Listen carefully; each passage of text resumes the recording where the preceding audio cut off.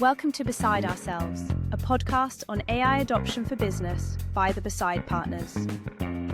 Hello and welcome to another episode of Beside Ourselves. We are the Beside Partners. My name is Theo, and as always, I have got here my partner in crime, Giles. Hey, Giles, how are you doing? Hi, Theo.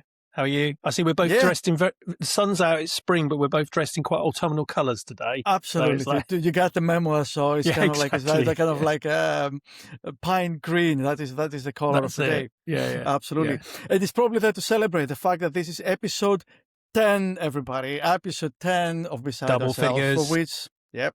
Double figures, amazing. Absolutely. Yeah. We must be getting better at this. I mean, surely. Right? I hope so. Totally. We should have a survey about that.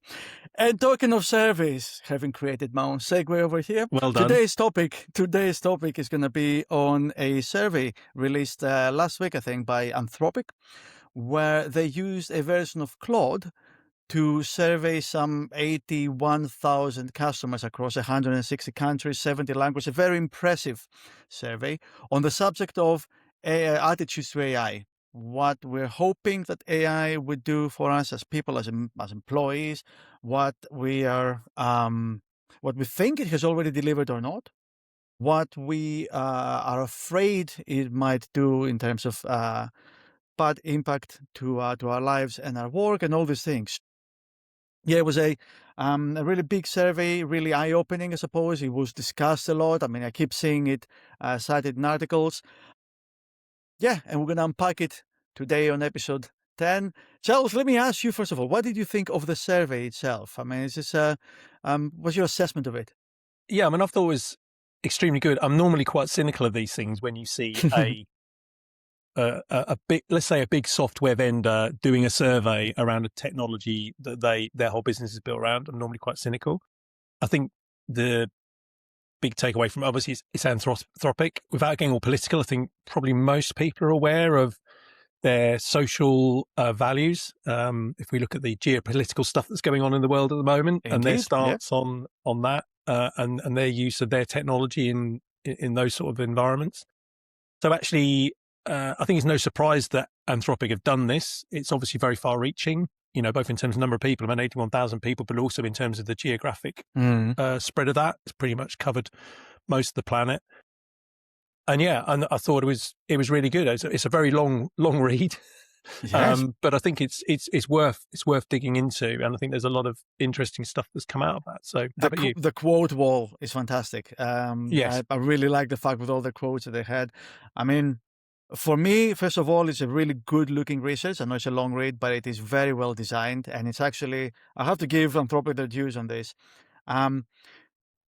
They are AI labs rather than AI SaaS companies or whatever. So OpenAI, Anthropic, they are labs, and it is research like this and the economic futures, other research that they have, that remind you of this, that they actually are there to also do service and produce knowledge and interesting content. So fair due on that one. On the other hand, and this needs to kind of underpin everything we're talking about today, it is a survey of Anthropic users. It does not include OpenAI, Copilot, so it is very much it's probably the more enthusiastic users of AI, the ones that are more doing for more professional, more coding maybe purposes. ChatGPT has got a massive market share, more of the retail, enthusiast, consumer end of story. Then there is another cohort of people that are using it via their Microsoft subscription, via Copilot, and these are excluded. So anything we're talking about today, of course, is the Anthropic Claude users, and that will skew the numbers in some ways, right? Yeah, no, of course. And exactly to your point, the kind of, and again, without being quite general, the people who generally are using Claude are maybe more engaged in these technologies and are maybe looking to take them a step further. At least that's my experience. As you say, everybody's aware of ChatGPT. That's the go-to for the consumer kind of model, so to speak. Whereas Claude is, obviously Claude Code. There's a lot of software developers doing that. A lot of content creators using Claude conversations, all this sort of stuff that's Claude, there. Yeah, exactly. So you're right. You are getting although there's a broad reach geographically and in terms of numbers, you are then getting maybe a slither in terms of society as a whole and people in that. So yeah, no, very good to point that out. Very good to point out. Yeah. What do you think? So what were your main takeaways? Would you say from that? What were your my main takeaway? So condense there was a lot of it. Absolutely, there is so much rich stuff over there. But I think that there was a bit kind of 2/3 or a third in, which was the results. If you like, the AI report card, what AI has delivered so far, and I think the top two in there is probably stuff that really made an impression. I mean, the first one being about a third of those surveyed thought that it increased their productivity. Very important number. So that's really good news over there. So it sets us to do what it says. It's set out to do what it promised. On the other hand, there's about 20% that said it hasn't delivered yet, that they are afraid that they're not using it. There's some very rich quotes over there. So those two are probably the ones that are worth pondering on, especially when it comes to the implications for the business. As a reminder, and I know that something that you want to go into in a little bit more detail, also the amazing difference of AI, of attitudes towards AI in different parts of the world. Yes. There seems to be a trend that in richer parts of the world, in Western Europe, in North America, very enthusiastic AI users, but also kind of a little bit afraid of it, risk a little bit negative feelings over that. There is some nervousness around it, whereas that does not seem to be reflected in more emerging parts of the world. And we should definitely keep an eye on that one. Clearly, AI means different things. It opens up different avenues of opportunity to people that live in poorer countries and emerging markets. Yeah. What do you think? It's good. And I think the other interesting thing about that, particularly around the optimism side of it, is this what they call the kind of light and shade thing, where it tends to be the one thing that they're positive about, they also have a slight negative. So it's like, they're kind of seeing it as being, it helps me be more productive in my job, if we think from a business sense. But because of that, I therefore fear that, that might put me out of a job, or I might become reliant on it, or it allows me to do things that I otherwise maybe couldn't do before, but then I might become dependent upon it. So there's this kind of, again, everybody's got this kind of dichotomy of like, oh, it's really good, but that also means that. So I thought that was a really interesting takeaway. You did the pros and cons were very closely aligned, particularly with the individual respondents. They were there was overlap between the two. They weren't kind of the polar opposite type things, which you sometimes see. I thought that was quite. Yeah. I love the part that it was the bit where a lot of people cited, something like 20% or so cited cognitive atrophy as a major worry point. And I think we've seen it, reflected in our kids, right? I mean, my daughter for sure has been complaining about people, some of her peers using AI not so much as an enabler or to kind of or to go deep into a subject, but more like to cut corners and cheat even, right? It's kind of like, why don't they think for themselves type of thing. You've heard the same things. I have had a very strong grilling from my eldest around, what do you do again? AI, right. I need to have a conversation about that. And actually it was interesting, as you say, that there was quite a negative connotation aligned to it. That, I mean, on the one hand, as his dad, I'm quite proud of that he's like, no, actually, I don't want to necessarily use AI to cut the corners. I want to do the work properly and understand it. But there was a negative connotation that he felt others maybe using it differently and almost using it to get a leg up. So yeah, that kind of societal impact, I was very surprised to see, because, again, we are of a certain age and you're all like, oh, in my day, we didn't have AI. Well, we didn't really, but we had to go and look through textbooks, didn't even have the internet. But there's this sense that you think, oh, they're all going to be using it, and it's going to be, again, just an aside, a friend of mine who's a university lecturer, that was a big challenge in the university space, was actually, well, when you set assignments for students, how do you know they're not using AI to write those essays? How can you actually put mechanisms and systems in place to actually try and do that? So there was a lot of fear around that. And you kind of originally just think, oh, well, they're the younger generation, they'll be using it. But actually, it was really quite interesting to see that there is that kind of mindset that says, no, actually, this isn't right. So it's that kind of difference between, as you say, where it's giving you a leg up, which again was something else that came out of the survey. It's the empowerment element of the technology. So how it can help people do more than they used to. So again, the example I was talking about earlier was like, people maybe who are thinking about starting their own business. And so they have that entrepreneurial idea, but then maybe they're not sure how to execute, or maybe they're held back by some of the fear and the unknown. They can start to use these technologies to enhance their understanding and learning. They can start to noodle around, well, what do I need to consider? I'm setting a business up in the UK, and use it almost as a bit of a sounding board that allows them, that could take people who maybe previously just gone, oh no, that's all too much like hard work, to actually maybe take that next step and move on, to those that are therefore maybe using it, and I'll use the word cheat, but I don't think that's actually almost to obfuscate their own lack of ability. So they're almost, and I guess we're consultants, but there's a risk, you can see this in the consulting space, where people are actually selling themselves as being an expert in X when they're not really, and what they're using is this technology to fill that gap. And it's that's I don't have an issue with people using it to enhance their understanding, but actually when you're using it and you're presenting it incorrectly, I think that's where people start to feel quite uncomfortable. Yeah. At least And you can see that. I mean, you can see certain output coming out whenever you are using it professionally, even academically, where you just know that it has been unchallenged. Somebody prompted something, copy and paste out, and they basically think that's done. And by now, we all have got enough maturity and exposure to AI output to call it. We know when something has gone unchallenged. I mean, even without the hallucinations.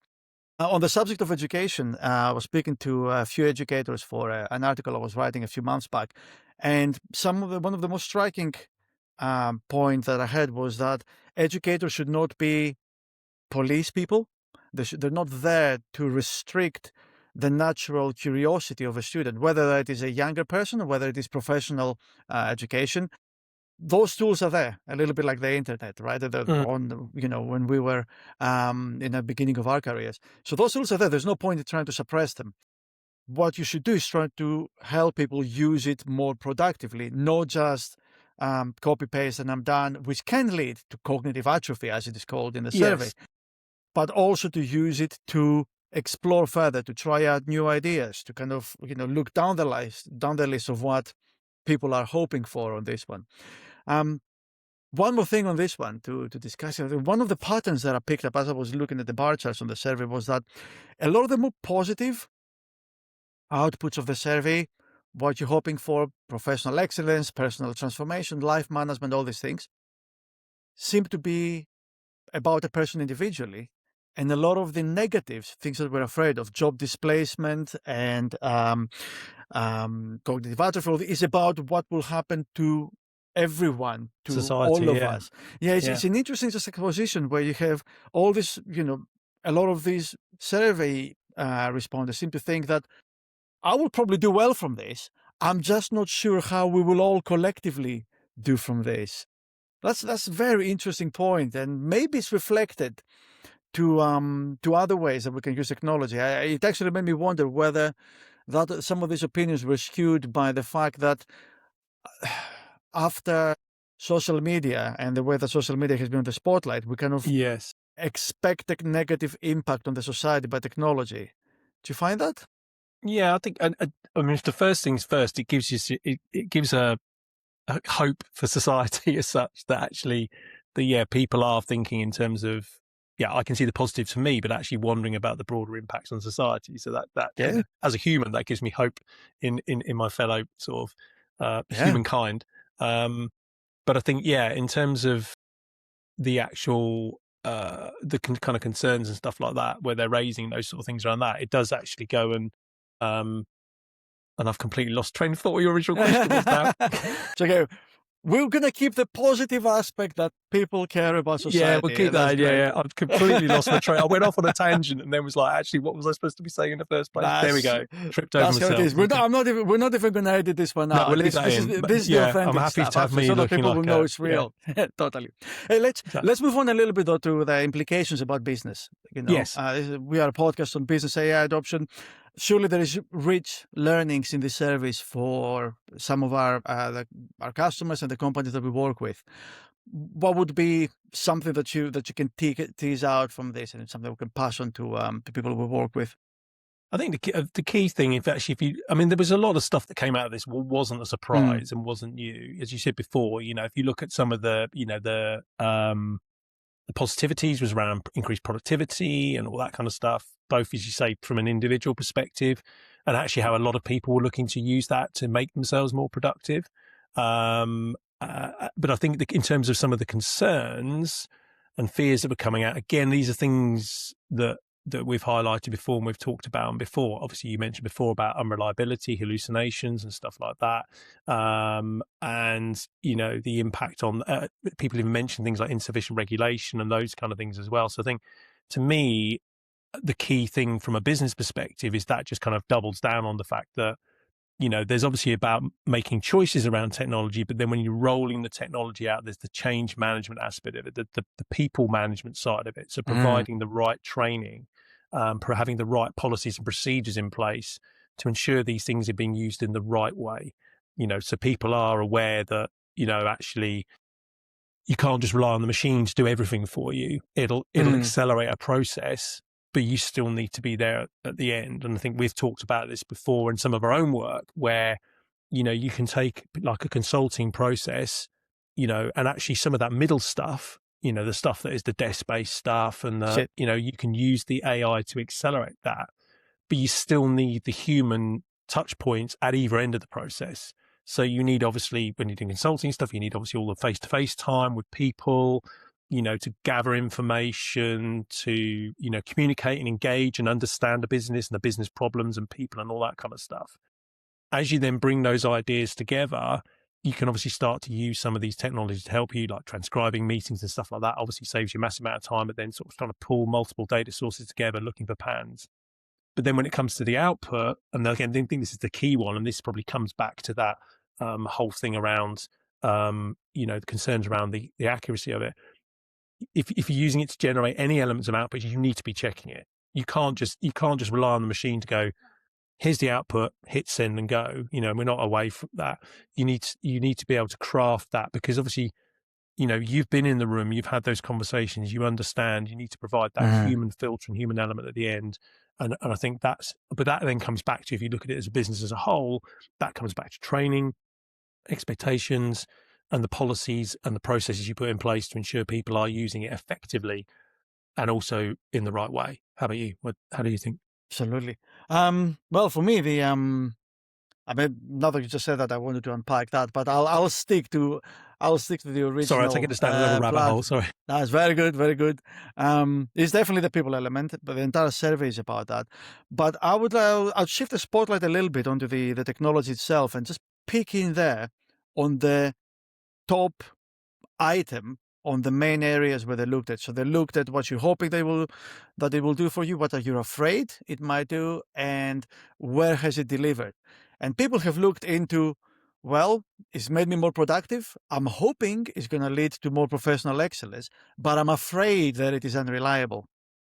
And if you take those three, just the top items, essentially it is another boring IT technology. It's another technology. It's like whether it does what it has promised, productivity and make you a better professional, and whether it is buggy, whether it is unreliable. If it gives you, if it hallucinates, if it gives you output you cannot use, then it's not good, right? So just focusing on the top things that people responded seems to be very, very good learnings for businesses. Use it in a way that makes it people, back to your point, more productive. Control the hallucinations. By now we have got the technology to do so. Make them feel that it builds them, it makes them better professionals, and therefore it insulates them or it protects them from any job losses that might be coming down the line or during the transition, if you have. And then you can definitely adopt things. So you can drive adoption. You can actually bank the benefits from this. And I also see that as being implications for the AI industry as well. So for the, companies like Anthropic that publish the survey, or for the companies that create apps, or for people like us that implement it, I can see lots of learnings there as well, that we should take care of the little things. take care of, the main things that we need to do. And then everything else, hopefully will not exactly iron itself out, but it will get better over time. If people feel empowered by the technology, more and more will take it up on it. Then presumably, hopefully, then transition as more and more jobs kind of transition over to an AI enabled role. Hopefully, that will be a little bit easier, and some of those societal drawbacks might get a little bit easier. That's what I hope to see over there. I think it's just making everybody fully aware what the limitations are and being transparent about that. Again, I think one of the other things that's called around, there was lack of accountability and when things don't go right. That's right, yes. One of my pet peeves is the word hallucination. I'm like, it's an error, but we give it, we call it hallucination. I'm like, it's just an error. It's factually incorrect, but we almost make it sound like, oh, it's a hallucination. It's this kind of nice, soft thing that's happened. No, it's an error. And actually, let's call it out for what it is. There would be an error in any other IT system. I understand why it's called hallucination, but it's just kind of, for me, it's like we're trying to make something that's actually quite negative sound less negative. But if people are aware of the limitations, you put the right guardrails in place, then yes, this is a technology that's for good. And as the survey said, most people feel like it's delivering, and it is meeting its promises, but you need to go in it with your eyes open. And I think there's a lot that we could do as consultants. There's a lot that business owners can do and entrepreneurs can do in terms of their teams and their staff, but there's obviously a lot that the technology companies, the AI businesses can do as well. So, yeah. Absolutely. No, totally. And just to wrap up with your thought, if your peeve hate is hallucination, mine is guardrails. Because when you've got a technology that can potentially help, people that should not ever be anywhere near this kind of knowledge, create bioweapons or whatever, that's not guardrails you want on the left and right. Right. You want a straight jacket. I've made it sound like those little pads you have down the side of the temping bowling thing for your kids. Yeah, it's not quite that. No, but you're right, though. I mean, that is the phrase that we use. That is the official phrase that we use. We use guardrails to control the hallucinations, which is very silly language if you think about it. Yeah, it is. Yeah, we make these things sound quite soft, but you're right. Actually, the reasons they're there, are actually for very good reasons. Yeah. Absolutely. Fantastic. That's we can wrap up the episode. It's great to unpack the survey. It is a great survey, very useful. I'm hoping that they will publish a follow-up in the next few months or a year. I think they tend to, so it would be good to kind of start creating a timeline to see how these attitudes move over time. Before we close the episode, as always, let's kind of see what is our closing thoughts. What will be next from this? What do you reckon? Yeah, I mean, I would encourage everybody to go and have a read of it. I mean, hopefully we can include the link to the article in the show notes, because I think it is worth a read. I think for anybody who's interested in this space, and it is refreshing to read. I think, as we said at the outset, I think it's, for me, it's a lot of the outputs are not surprising, and it's reassuring to see some of those. I think some of the things that not made me surprised, but I was pleasantly surprised to see, was that stuff around how it's enabling people to actually in I guess other parts of the world to maybe achieve more than using the resource they have available. Those individuals that maybe have been limited by maybe their own personal drive and understanding of an area to actually achieve more. So I think those sort of things are really nice to see and promising to see. And I think as a technology, people feel it's delivering on its promise. But actually, I think there's a lot more they could be doing as well, and a lot more potential. It's drawing the potential out of people, I think, would be the way of saying it, which I think is also a really good thing. How about yourself? Totally.